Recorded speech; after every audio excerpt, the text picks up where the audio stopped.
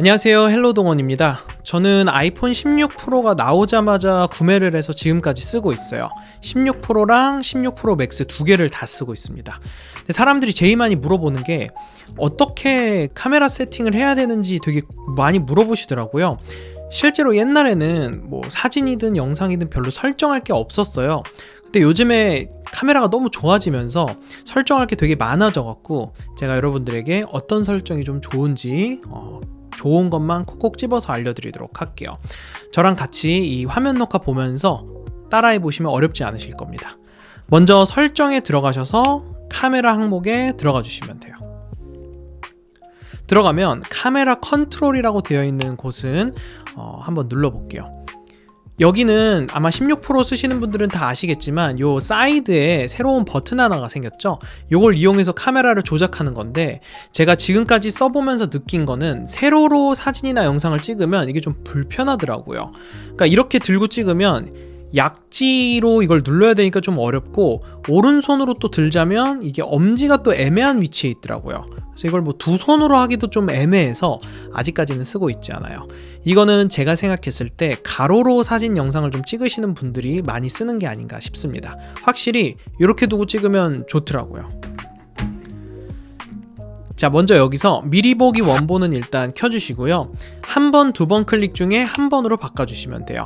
되게 간단한 건데요. 여러분이 잠금 화면에서 이 카메라 컨트롤 버튼을 한 번 누르면 카메라를 켜준다는 거예요. 두 번보다 한 번이 좀 더 빠르겠죠. 그리고 아래 어플들이 있는데 당연히 카메라로 해두시면 됩니다. 이 카메라 컨트롤은 제가 여러분들에게 또 쓰기 좋은 상황이 있으면 알려드리도록 할게요. 그 아래 사진 스타일이라고 되어 있는 항목 있죠. 이거는 들어가서 여러분이 사진 4장을 뭐 자유롭게 고른 다음에 이 사진은 이런 느낌이니까 어때? 라고 보여주는 거예요. 근데 저는 16 프로 보정을 좀 해보긴 했는데 괜찮긴 괜찮거든요. 근데 찍을 때마다 이 상황에 맞게 보정을 또 넣고 찍어야 되는 게 귀찮더라고요. 그래서 요즘에는 필터도 많이 쓰시고 보정도 많이 하니까 기본으로 두고 나중에 보정하는 게 더 괜찮다라는 생각이 듭니다. 그래서 기본을 저는 개인적으로 추천드리고요. 만약에 요것도 여러 번 써본 다음에 좋은 팁이 있으면 여러분들에게 알려드리도록 하겠습니다. 그 아래 비디오 녹화라고 되어 있는 부분 들어가 볼게요. 이게 참 중요한데요. 720, 1080, 4K가 있습니다. 여기서 제일 좋은 건 4K겠죠. 아무래도 더 크게 찍히니까 확대했을 때 깨지는 게 좀 덜합니다.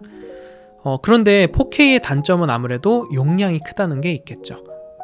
그 옆에 보시면 30, 24, 60 이런 것들이 있는데요. 이거를 프레임이라고 부르는데 쉽게 말하면 1초당 몇 개의 장면으로 찍을 것이냐라고 물어보는 거예요. 그러니까 예를 들어 60이면 1초에 60가지를 찍어서 이렇게 영상으로 만드는 거. 24는 24개로 만드는 겁니다. 그러니까 60이면 더 많은 것들이 들어가기 때문에 부드럽겠죠. 근데 단점이 60 같은 경우는 조금 너무 부드럽다 보니까 사람들이 어색해하는 경우가 많더라고요. 그래서 요즘에 많이 쓰는 프레임 같은 경우는 24나 30입니다. 이 둘 중에서는요, 24는 영화를 찍을 때 실제로 많이 쓰는 프레임이고요. 30은 이제 요즘에 릴스나 유튜브 쇼츠 같은 거 올리시는 분들이 많이 씁니다. 그래서 저라면 내가 좀 감성적인 영상을 좀 좋아해. 약간 영화 같은 느낌, 그런 24를 추천드리고, 그냥 일상적인 멋있고 좋고 예쁘고 이런 거 다 좋아해. 그럼 30을 추천드립니다. 저는 30에 두고 찍는 편입니다. 그 아래에서 필요한 것들을 좀 알려드릴게요. 자, 그리고 여러분이 보시다가 어떤 건지 좀 더 자세히 알고 싶으면 그 아래 글자들을 좀 읽어보시면 더 좋습니다. PAL 포맷 보기는 끄고요. 안정화 향상은 켜둘게요. 요거는 쉽게 생각하면 이제 손떨방 같은 거라고 보시면 돼요. 근데 단점이 있다면 찍을 때 약간 확대가 돼서 찍힌다는 게 있겠죠. 근데 이게 그럼에도 불구하고 켜두면 좋은 게 정말 성능이 좋더라고요. 요즘은 거의 빨리 걷거나 이런 영상을 찍을 때는 그냥 손으로 들고 막 찍어도 어색함 없이 잘 잡아주더라고요. 그래서 꼭 켜놓는 편입니다.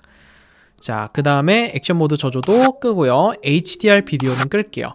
HDR 비디오는 이제 아이폰에서 몇 년 전에 좀 출시한 건데 이걸로 영상을 찍으면 되게 밝게 반짝이게 찍혀요. 그래서 저는 개인적으로는 HDR 비디오를 좋아하진 않습니다. 이게 처음 나올 때는 쓰는 사람들이 되게 많았거든요. 근데 요즘에는 HDR 비디오 기능을 사람들이 많이 안 쓰더라고요. 릴스 같은 거 보면은 요즘에는 진짜 없는 것 같아요. 그래서 요거는 여러분이 혹시 궁금하다 싶으시면 요걸 켜고 찍어보시고 끄고 찍어보시고 하고 비교를 한번 해보세요. 자동 FPS, 잠금, 카메라 잠금 끄고요. 화이트 밸런스 잠금은 킵니다. 이 화이트 밸런스 잠금이 뭐냐면 영상 찍는 거 좋아하는 분들은 아마 공감하실 텐데 내가 이거를 찍을 때는 뭔가 노랗게 찍혔는데 저거를 찍을 때는 되게 파란 색감으로 찍히는 경우가 있어요. 이게 단점이 뭐냐면 이 색감이 찍을 때마다 바뀌어버리면 이게 보정을 하기가 힘듭니다. 저 같은 경우도 일본 여행을 갔을 때 10초짜리 영상을 찍었는데 5초는 노랗게 찍히고 나머지 5초는 파랗게 찍혔어요. 그러면은 색감이 변해버리니까 굉장히 이제 보정하기가 힘들겠죠. 하지만 이걸 켜서 잠궈둔다면 내가 셔터 버튼을 누르는 순간 그 눌렀을 때 색감이 끌 때까지 계속 유지됩니다. 그래서 이거는 꼭 켜두는 거를 권장드려요. 뒤로 나가서 슬로우 모션 녹화는 4K에 120프레임으로 저는 설정해 뒀고요. 시네마틱 녹화는 4K에 30프레임입니다. 요거는 이제 여러분이 영상 같은 거 찍으실 때 여기 시네마틱이라고 되어 있는 항목들 있죠. 여기서 무슨 화질로 찍을 거냐 물어보는 겁니다. 아까와 같은 4K 30입니다. 소리 녹음 요거는 공간 음향, 오디오 재생 허용, 바람소리 감소 다 켜놨습니다. 그 아래 포맷이 있습니다. 요게 굉장히 중요합니다.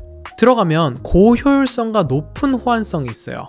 자, 요거의 차이는 뭐냐면 고효율성은 사진을 찍어도 용량이 적어요.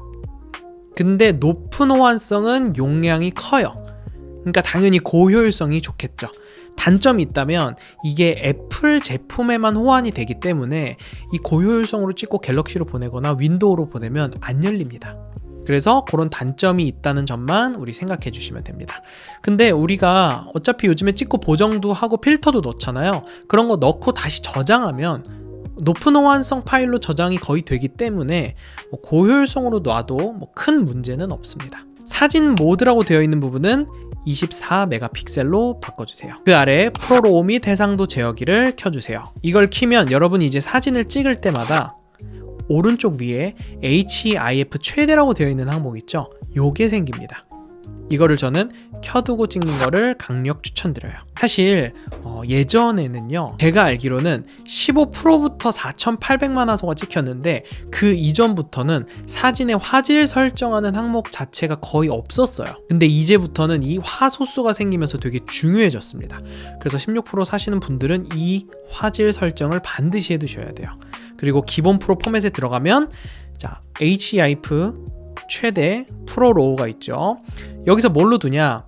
저는 HEIF 최대로 뒀습니다. 이제 로우 파일이 뭐냐면 날 것이라는 의미가 있는데 아주 쉽게 설명하자면 찍었을 때 데이터가 많이 담겨서 보정을 많이 할 수 있는 파일이라고 보시면 돼요. 되게 어두운 데서 찍었다든지 막 야경을 찍었는데 막 보정을 정말 많이 해야 될 때 그때는 로우 파일을 추천을 드립니다. 근데 단점이 있다면 첫 번째로는 용량이 되게 크고요. 두 번째라면 이건 저만 느끼는 건데 아이폰에서 로우를 찍으면 보정할 때 좀 다루기가 어려웠어요.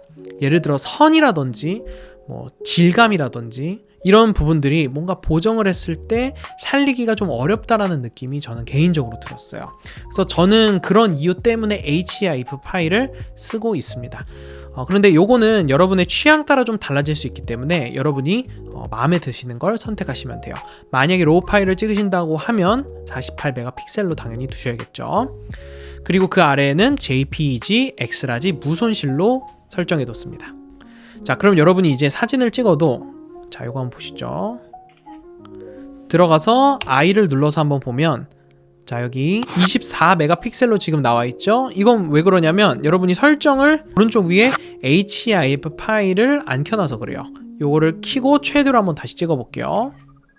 자, 그리고 들어가서 I를 또 눌러보면 자, 48메가픽셀로 되어 있죠. 이렇게 찍으시면 됩니다. 그 아래 애플 프로레스라고 되어 있는 게 있어요. 이걸 키면 인코딩 로그라고 되어 있죠. 로그 촬영은 로우랑 좀 비슷해요. 한번 보여드릴게요. 비디오로 들어가서 프로레스를 킵니다. 그러면 손이 뭔가 설정을 잘못한 것처럼 뽀얗게 나오죠. 이게 이상한 게 아니라 이런 식으로 파일을 굉장히 많이 담아서 찍은 다음에 보정을 많이 할 수 있게 도와주는 게 로그 촬영이라고 보시면 돼요. 근데 얘는 일단 단점은 용량이 굉장히 크다는 거예요. 아래 읽어보면 4K 30프레임 6GB입니다. 굉장히 크죠. 근데 요거는 확실히 로그 촬영은 장점이 있어요. 제가 많이 찍어봤는데요. 로그 촬영으로 찍으면 뭔가 DSLR 미러리스로 찍은 것처럼 되게 부드러운 듯한 느낌으로 많이 찍히더라고요. 그래서 저는 요거를 쓰긴 쓰는데 아직까지는 많이 쓰고 있진 않습니다. 이 부분은 제가 여러분들에게 좀 더 써보고 어떤 괜찮은 방법이 있으면 여러분들에게 또 알려드리도록 할게요. 일단은 끄겠습니다. 포맷 아래 설정 유지 항목에 들어가 볼게요. 여기는 그냥 여러분이 편의를 위해서 그냥 설정해 두는 거라고 보면 돼요. 그래서 여러분이 아래 글을 하나씩 읽어보면서 원하는 걸 켜고 끄시면 됩니다. 일단 제가 하고 있는 거는요, 카메라 모드 켜고 창의적 제어, 심도 제어, 노출 조절, 야간 모드, 인물 사진 확대, 축소, 프로로 해상도 및 제어기, 라이브 포토 이렇게 모두 켜놨습니다. 뭐 여기서 하나 설명드릴 게 있다면 프로로 및 해상도 제어기는요, 자, 카메라를 자동으로 재설정하는 대신 프로로 및 해상도 제어기 설정을 유지합니다. 여러분이 아까 이렇게 카메라를 딱 켰을 때, 자, 여기 HEIF 최대 4800만 화소로 찍는 거, 이거가 지금 켜져 있잖아요. 그러면 나중에 사진 앱을 껐다 켜도 이 상태가 유지되는 거예요. 편하겠죠, 이걸 켜두면. 그 아래 QR 코드 스캔, 요거는 로또 하시는 분들은 꼭 켜두셔야 됩니다. 그리고 음량 높이기 버튼으로 고속 연사 촬영, 감지된 텍스트 보기는 껐습니다. 연사 같은 경우는요, 이 볼륨 버튼을 꾹 눌러서 연사하는 경우도 있지만 제가 추천드리는 건 그냥 카메라 들어가셔서 이 동그라미 버튼을 눌러서 찍으시잖아요. 이거를 누르자마자 왼쪽으로 드래그를 해서 꾹 밀고 오시면 이런 식으로 연사가 찍혀요. 오른쪽으로 밀잖아요? 그럼 영상이 찍힙니다. 이거 모르셨죠? 그래서 이런 방법으로도 사진이랑 영상을 찍을 수가 있다는 걸 참고해 주시면 좋습니다. 격자, 수준기 이거는 켜주셔야겠죠. 격자 같은 경우는 우리 잘 아시듯이 가이드라인 이런 거를 보여주는 겁니다. 뭐 선 같은 거 삐뚤하게 찍는 거 안 좋아하시는 분들은 켜두면 좋겠죠. 그 다음에 수준기 같은 경우도 이렇게 세로로 찍을 때 지금 보시다시피 보이시죠? 가로로 돼 있는 선, 요게 이렇게 노란색으로 딱 맞으면 지금 수평선이 잘 맞춰져 있다, 이렇게 생각하는 항목입니다. 그래서 수준기랑 격자는 그냥 켜두시면 이득입니다. 전면 카메라 좌우 방향 유지는 내가 셀카를 찍을 때 반전을 안 하겠다라는 의미라고 보시면 돼요. 프레임 영역 박폭이 이거는 꺼주세요. 요거는 뭐 굳이 설명을 드리자면 사진을 찍을 때 이 위 아래가 계속 재생되는 거를 말해요. 자, 예를 들어서 자, 지금 보시면 사진 바깥에가 나오고 있죠. 자, 이 셔터 버튼 옆에까지 계속 장면이 나옵니다. 이게 단점이 뭐냐면 이렇게 찍으면 나중에 어디까지가 사진인지 잘 몰라요. 복잡하겠죠. 그래서 이걸 꺼두면 깔끔하게 위아래가 까매집니다.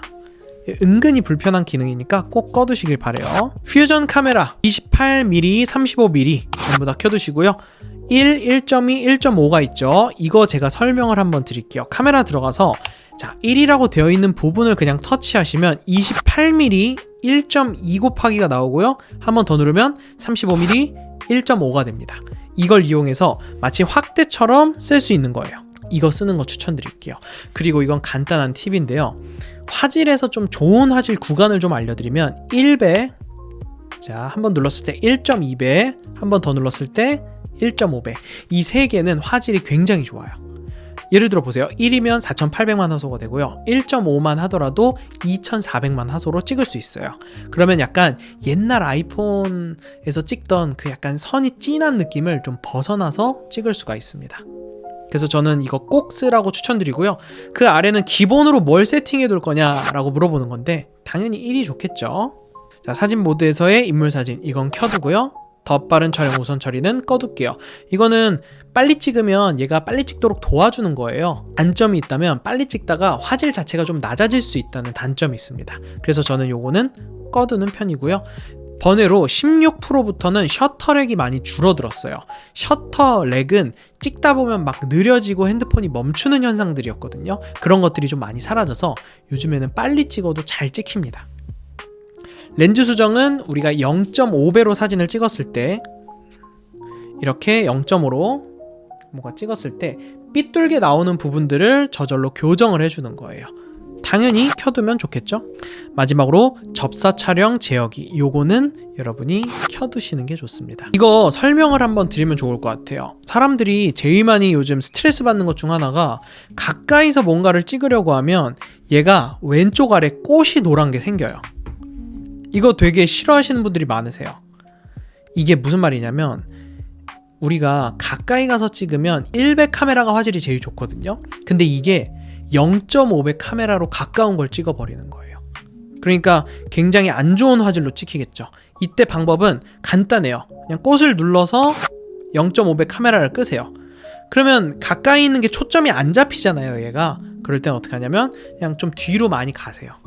그 다음에 그냥 확대를 해서 찍으시면 우리가 1배에서 가까이 찍어서 좀 화질이 안 좋게 나오는 것보다 훨씬 더 괜찮은 화질로 찍을 수 있습니다.